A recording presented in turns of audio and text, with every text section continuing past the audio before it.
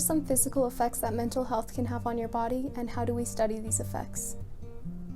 So that's a big question. First of all, let me just take an example. So let's take fear and anxiety.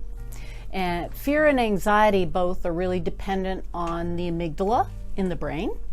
And when the amygdala fires up, when you're in a situation that makes you fearful or anxious, like a roller coaster ride or giving a speech or taking a test, the amygdala fires up, and that firing up then affects the amount of adrenaline that goes into your body, and that results in what we call a fight or flight response, which was really important. Is your heart rate increases, your breathing increases, you get a lot of adrenaline dumping into your system that causes all of those effects. Your pupils dilate, all sorts of physiological things. And certainly when we're anxious, I think we all feel that. We feel butterflies in our stomach, we may start to shake, we start to sweat.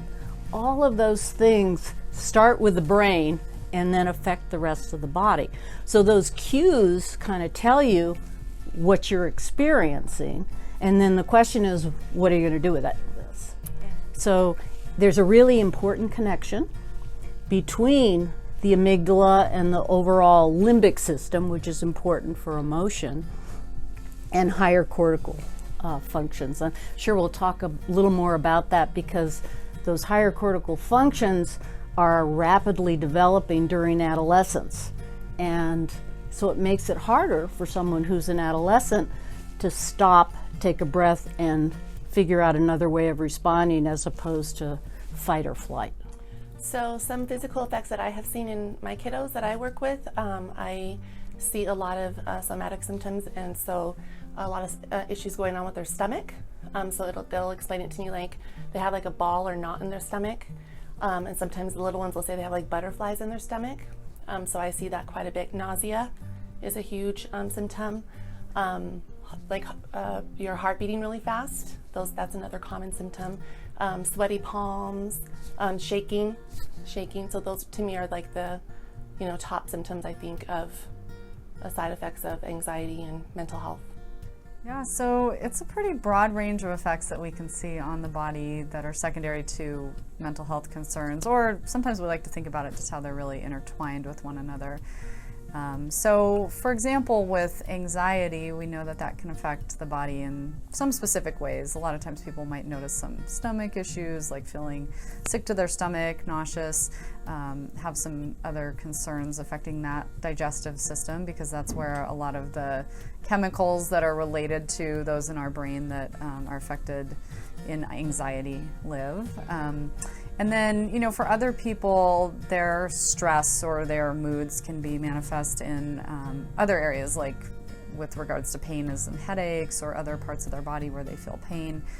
And that has different roots. Some of it's related to actual, biological chemical processes going on that are both in the brain and in those other parts of the body. And then sometimes we think that some people are just more attuned or more perceptive to their body, as opposed to sometimes their thoughts or feelings. And so that's where they might experience these things as being within their body. So some of the mental health effects that we see physically in both children and adults is sometimes it might present as a stomach ache, a headache. It could be really low energy. We can have kiddos that are falling asleep in class. It can also present as heart palpitations, and so that increased heart rate. And so those are all kind of measured in these physical ways, through monitoring. But often those of us in education will just kind of start to see them as ongoing. So it could be a kid that continues to have a headache or a stomach ache, maybe sometimes every day around the same time. And they'll continue to ask to go to the nurse.